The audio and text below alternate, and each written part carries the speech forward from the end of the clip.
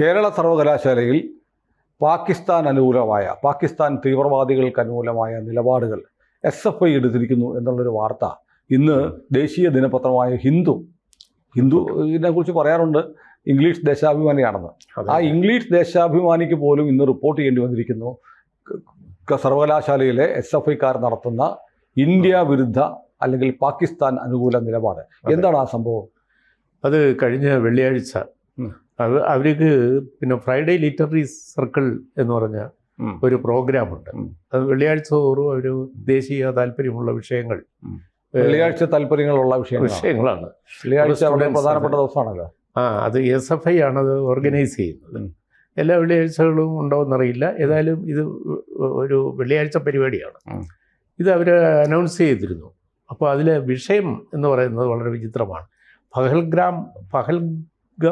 പഹൽഗാം ആക്രമണം, ദേശപ്രേമത്തിൽ മുങ്ങിയ സത്യങ്ങൾ എന്ന ഒരു സബ്ജക്റ്റാണ് അവർ ഈ പ്രാവശ്യം ഈ വെള്ളിയാഴ്ചക്ക് ചർച്ചയ്ക്ക് വെച്ചത്.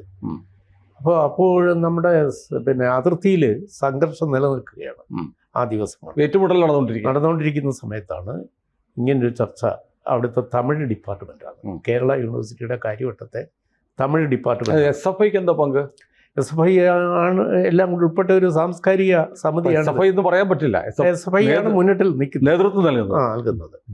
അപ്പോൾ ഇത് പിന്നെ യൂണിവേഴ്സിറ്റി വൈസ് ചാൻസലറും മോഹൻ കുന്നമ്മ അല്ലേ, അദ്ദേഹം ഇത് തടഞ്ഞു. ഇത് ഈ സന്ദർഭത്തിൽ ദേശവിരുദ്ധ ആശയമാണ്, ഇതിവിടെ ചർച്ച ചെയ്യാൻ പറ്റില്ല എന്ന് പറഞ്ഞ് അദ്ദേഹം അതിനെ വിലക്കിയപ്പോൾ ഡിപ്പാർട്ട്മെൻറ്റ് ഹെഡ് റോസ്മേരി എന്ന് പറയുന്ന ഡിപ്പാർട്ട്മെൻറ്റ് ഹെഡ് പറഞ്ഞു, ഞാൻ അറിഞ്ഞില്ല ഇങ്ങനെ ഒരു പരിപാടി നടക്കുന്ന കാര്യം, അവരെ അറിയിച്ചിട്ടില്ല, ഒഫീഷ്യലി അറിയിച്ചിട്ടില്ല. അങ്ങനെ അവരൊക്കെ കൈയൊഴിഞ്ഞപ്പോൾ ഇപ്പോൾ അവിടുത്തെ SFI യൂണിറ്റ് ആവശ്യപ്പെട്ടിരിക്കുന്നു വൈസ് ചാൻസലർക്കെതിരെ നടപടി വേണം. അദ്ദേഹം സംഘപരിവാറിൻ്റെ അജണ്ട നടപ്പാക്കാനാണ് യൂണിവേഴ്സിറ്റി നടപ്പാക്കാൻ പോയതാണ് പാകിസ്ഥാൻ്റെ. ഇവര് നേരത്തെ ഇസ്രായേൽ പാലസ്തീൻ ഇഷ്യൂ ഉണ്ടായിരുന്നപ്പോൾ ഹമാസിന് അനുകൂലമായി ഈ വെള്ളിയാഴ്ച ചർച്ചയിൽ പ്രമേയം പാസ്സാക്കിയവരാണ്. അപ്പോൾ അങ്ങനെ ഒരു പശ്ചാത്തലമുള്ളവർ ഇപ്പോൾ ഇങ്ങനെ യുദ്ധ സാഹചര്യത്തിൽ ഈ വിഷയത്തിൽ ഇങ്ങനെ ഒരു സബ്ജക്റ്റ് എടുത്ത് ചർച്ച ചെയ്യുന്നത് എന്ത് ഉദ്ദേശത്തോടെയാണ്, അതിൻ്റെ കൺക്ലൂഷൻ എന്തായിരിക്കും എന്ന് പ്രത്യക്ഷത്തിൽ തന്നെ അറിയാം. വൈസ് ചാൻസലർ അതിൻ്റെ അപകടം മനസ്സിലാക്കി, അദ്ദേഹം അത് തടഞ്ഞു. ഇപ്പോൾ തടഞ്ഞ് ഇപ്പോൾ വലിയ വിവാദമായിരിക്കുകയാണ്. അതാണ് ഇന്നത്തെ പത്രവാർത്ത. ഹിന്ദു അടക്കം പല പത്രങ്ങളിലും അത് റിപ്പോർട്ട് ചെയ്തിട്ടുണ്ട്. പക്ഷേ ഈ SFI എന്ന് പറയുന്ന ഈ സംഘടന പലപ്പോഴും ഇന്ത്യയുടെ താല്പര്യങ്ങൾക്കെതിരായ നിലപാടുകൾ എടുത്തു കാണുന്നുണ്ട്. യുദ്ധം വന്നാലും അല്ലെങ്കിൽ ഇന്ത്യയുടെ വിദേശ നയമാണെങ്കിലും SFI എടുക്കുന്ന നിലപാടുകൾ ഇന്ത്യ വിരുദ്ധമായ നിലപാടുകൾ എടുക്കുന്നു എന്നൊരു പൊതുവെ ഒരു സംസാരമുണ്ട്. അതിനകത്ത് വല്ല വസ്തുതയുണ്ടോ? അത് വസ്തുതയുണ്ട്. അവർക്ക് നാഷണാലിറ്റി ഇല്ല, ഈ ദേശീയത. പക്ഷെ അവരുടെ SFI ഇതാണ് എടുത്തിരിക്കുന്നത്. അങ്ങനെ പറയും. ഇന്ത്യയാണ് ഈ ഇന്ത്യ എന്ന് പറയുന്ന അവർ ഇന്നത്തെ ഈ രാഷ്ട്രീയ സങ്കല്പത്തെ അല്ല കാണുന്നത്. അതൊരു താൽക്കാലികമായ ഐഡന്റിറ്റിയാണ്. പിന്നീട് ശിഥിലമായി പോകാം. 16ഓ 17ഓ ദേശീയതകളാണ്. സ്റ്റേറ്റ് മസ്റ്റ് കൊഴിഞ്ഞു വീഴുന്നത്. അതാണല്ലോ അൾട്ടിമേറ്റ് കമ്മ്യൂണിസം. സ്റ്റേറ്റ് കൊഴിഞ്ഞു വീഴുന്നതിനെ കുറിച്ച് പറയുന്നവർ ഇപ്പോൾ പറയാനുള്ളൊരു സൗകര്യത്തിന് SFI എന്നൊക്കെ പറയുന്നുണ്ട്. സോവിയറ്റ് യൂണിയൻ കൊഴിഞ്ഞു പോയതല്ലായിരിക്കും. അപ്പോൾ ഈ ശൈഥില്യത്തെക്കുറിച്ച് മനസ്സിൽ ധ്യാനിക്കുകയും ദേശീയത എന്ന് പറയുന്ന ഒരു പച്ചക്കള്ളമാണെന്ന് പ്രചരിപ്പിക്കുകയും അവരുടെ ബൗദ്ധിക പ്രാസംഗികന്മാരൊക്കെ പറയാറുണ്ടല്ലോ, ദേശീയത എന്ന് പറയുന്നത് താൽക്കാലികമായ ഒരു സ്വത്വം മാത്രമാണ്. പല കാലങ്ങളിൽ പല ദേശങ്ങളിൽ പല SFIക്കാർക്കും സഖാക്കൾക്കും ലൈംഗികത മാത്രമാണ് സത്യം. അത് ഏത് ദേശത്തെ ആളായാലും കുഴപ്പമില്ലല്ലോ.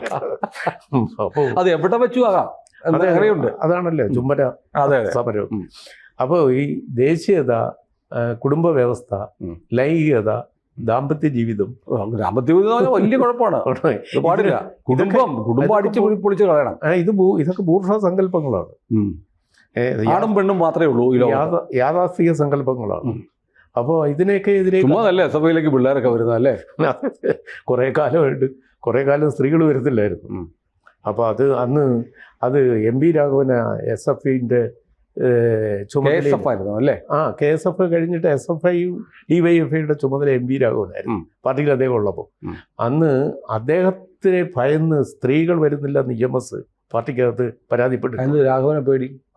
രാഘവൻ ഒരു ഭയങ്കര ഭീമാകാരൻ. രാഘവൻ എന്ന് പറഞ്ഞാൽ തന്നെ ആളുകൾക്ക് പേടിയാവും. അപ്പോൾ അതുകൊണ്ട് നല്ല വീട്ടിലെ പെൺകുട്ടികളൊന്നും എസ്.എഫ്.ഐയിലോ യുവജന സംഘടനയിലേക്കോ ആകൃഷ്ടരാകുന്നില്ല. നിയമസഭ അങ്ങനെ ഈ രാഘവനെ പുറത്താക്കാൻ പറഞ്ഞ പല കാരണങ്ങളിലും ഒന്നതായിരുന്നു.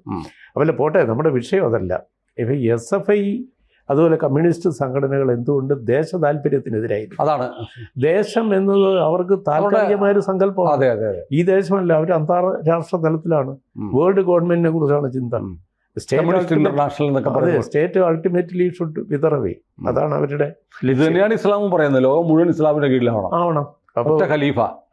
അവർക്ക് പച്ചക്കൊടി, ഇവർക്ക് ചെങ്കൊടി എന്നേ ഉള്ളൂ. അപ്പോൾ ഇത് രണ്ടും കൂടെ വേണമെങ്കിൽ കൂട്ടിക്കെട്ടാം. കേരളത്തിൽ അത് കൂട്ടിക്കെട്ടാനുള്ള ശ്രമം നടത്തിക്കൊണ്ടിരിക്കുകയാണ്. അപ്പോൾ ആ നിലയ്ക്ക് ഇതിങ്ങനെ യൂണിവേഴ്സിറ്റി തലത്തിൽ ഇതൊരു ഭൗതിക ചർച്ചയാണെന്നൊക്കെ പറഞ്ഞ് ഇങ്ങനെ സംഘടിപ്പിക്കുക വഴി ഒരുപാട് പാവങ്ങളെ തെറ്റിദ്ധരിപ്പിക്കാൻ പറ്റും. ഈ കുരുന്നു മനസ്സുകളിൽ പെട്ടെന്ന് ആകർഷിക്കാവുന്ന കുറച്ച് വിപ്ലവമൊന്നുമല്ല സാറേ, ഭയങ്കര വിഷമല്ല. കേട്ടിരിക്കാൻ പോകുന്നവരെല്ലാം എല്ലാവരും ഈ ഭീകരന്മാരല്ലല്ലോ. ഭീകരന് ഒന്നോ രണ്ടോ പേര് ആയാലും തൽപരകക്ഷികളായിരിക്കും. ഈ എസ്.എഫ്.ഐയിലൊക്കെ പോകുന്നവർ പിന്നെ ആരാ? അല്ല, ഇതിന് കേൾവിക്കാർ എസ്.എഫ്.ഐക്കാർ മാത്രമാണോന്നില്ല. അവർ നിഷ്പക്ഷരെ കൂടെ കൊണ്ടുവരും. അവർക്ക് അവരെ തന്നെ വീണ്ടും പഠിപ്പിച്ചിട്ടെന്ത് കാര്യം? വേറെ ഉള്ളവനെ ഉലഞ്ഞു നിൽക്കുന്നവനെ പിടിച്ചെടുക്കുക എന്നുള്ളതല്ലേ. അപ്പോൾ അതിലൂടെ നമ്മുടെ ദേശം ഈ മോഡി എന്നൊക്കെ പറയുന്ന ഇത് ഭയങ്കര അപകടമാണ്. പാകിസ്ഥാനാണ് ശരി പാകിസ്ഥാനാണ്. അത് ഇന്റർനാഷണലാണ്. ഇസ്ലാം പാൻ ഇന്റർനാഷണലാണ്. ഇത് ഹിന്ദുത്വം എവിടം വരെ ഉണ്ട്? അത് ഇട്ടാവട്ടം പോയ നേപ്പാൾ, പിന്നെ മൗറീഷ്യസിൽ ഇച്ചിരി, പിന്നെ ഇപ്പോൾ ഇന്തോനേഷ്യയിലെ ബാലി ദ്വീപിൽ കുറച്ച് ഹിന്ദുക്കളുണ്ടെന്ന് പറയുന്നു. അപ്പോൾ ഇതുപോലെയുള്ള ഓരോരോ ഒറ്റപ്പെട്ട തുരുത്തുകളല്ലേ. മറ്റേതെന്താണ് വാസ്റ്റ്. പണ്ട് എത്രയൊരു എല്ലാ കോണ്ടിനെന്റിലും കമ്മ്യൂണിസ്റ്റ് ആശയങ്ങളുണ്ടെന്ന് നാനാവധി പ്രസംഗിച്ചിട്ടുണ്ട്. പക്ഷെ അത് അവിടെ നിന്നെല്ലാം പോയി ഇപ്പോൾ തെക്ക് പടിഞ്ഞാറ് ഇന്ത്യയിലെ ഈ മണൽത്തിട്ടയിൽ മാത്രം വാലനങ്ങുന്ന ഒരു പോലെ ഒരു കേരളമുണ്ട്. കേരളത്തിൽ വാൽ അവശേഷിക്കുന്നുണ്ട്. ബാക്കി തലഭാഗങ്ങളെല്ലാം ചത്തുപോയി. അല്ല, നേരത്തെ അവിടെ ഒന്നും ഉണ്ടായിരുന്നില്ല. എല്ലായിടത്തുമൊക്കെ ഒറ്റയ്ക്കും തെറ്റയ്ക്കും വല്ലതൊക്കെ അല്ലേ ഉണ്ടായിരുന്നു. റുമേനിയ അല്ല, ഞാൻ ഇന്ത്യയിലെ കാര്യം പറയാം. ഇന്ത്യയിൽ 2-3 സംസ്ഥാനം അവർ ഭരിച്ചില്ലേ? ബംഗാളും ത്രിപുരയും തുടർച്ചയായിട്ട് ഭരിച്ചല്ലോ. അതോടെ ജനങ്ങൾ രക്ഷപ്പെട്ടു. അതെ. അവർ തൊഴിൽ നേടി കേരളത്തിലേക്ക് വരാൻ. അപ്പോൾ ഇതായിരുന്നു അവസ്ഥ. കേരള ജില്ലാ സെക്രട്ടറിയുടെ വാർക്കപ്പണിക്ക് വരുന്നുണ്ട്. CPM ബംഗാളിലെ ഒരു ജില്ലാ സെക്രട്ടറി കലൂർ വാർക്കപ്പണിക്ക് വരുന്നുണ്ട്. അത് VD സതീശൻ പറഞ്ഞല്ലോ, അദ്ദേഹത്തിന്റെ കോൺസ്റ്റിറ്റ്യുവൻസിയിൽ ഒരാൾ പൊറോട്ട അടിക്കുന്നു. അന്വേഷിച്ച് ചെന്നപ്പോൾ അത് വെസ്റ്റ് ബംഗാളിലെ കൽക്കട്ടയ്ക്ക് സമീപമുള്ള ഒരു സ്ഥലത്തെ ഏരിയ കമ്മിറ്റി സെക്രട്ടറി ആയിരുന്നു. അപ്പോൾ പാർട്ടിയുടെ ഏരിയ കമ്മിറ്റി സെക്രട്ടറിക്ക് കേരളത്തിൽ കിട്ടാവുന്ന ഏറ്റവും നല്ല പണിയാണ് പൊറോട്ട അടി. അപ്പോൾ ഇനി അങ്ങനെയാണെങ്കിൽ നമ്മുടെ ഇവിടുന്ന് എത്ര ആളുകൾ ഇനി നാളെ പൊറോട്ട അടിക്കാനും അതിന് ചപ്പാത്തി അടിക്കാനും തമിഴ്നാട്ടിലേക്ക് ഇവരെ പോകും. പത്തിരി പരത്താനും.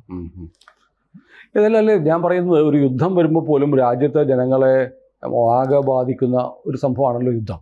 എല്ലാ തരത്തിലും ജീവിതത്തിലെ സമസ്ത മേഖലകളിൽ ബാധിക്കും. പക്ഷേ ആ യുദ്ധത്തിനുള്ള കാരണം പോലും നിരപരാധികളായ നമ്മുടെ സഹോദരങ്ങളെ മതം ചോദിച്ച് വെടിവെച്ച് കൊന്നതാണ്. അതൊരു നികൃഷ്ടമായ, നിഷ്ഠൂരമായ, അപലപിക്കപ്പെടേണ്ട കാര്യമാണെന്ന് പോലും ചിന്തിക്കാൻ ഇവർ തയ്യാറാവുന്നില്ല. അതിനെ അപലപിക്കാൻ SFIയുടെ ഒരു സ്റ്റേറ്റ്മെന്റ് ഉണ്ടായിരുന്നില്ല. പഹൽഗാമിൽ കൊല്ലപ്പെട്ട പാവപ്പെട്ട മനുഷ്യരോട് ഐക്യദാർഢ്യം പ്രഖ്യാപിച്ച് അവരുടെ കുടുംബത്തിൻ്റെ ദുഃഖത്തിൽ പങ്കുചേരുന്നു എന്ന് പറഞ്ഞ് ഈ SFI ഒരു സ്റ്റേറ്റ്മെന്റ് ഇറക്കിയിട്ടില്ല.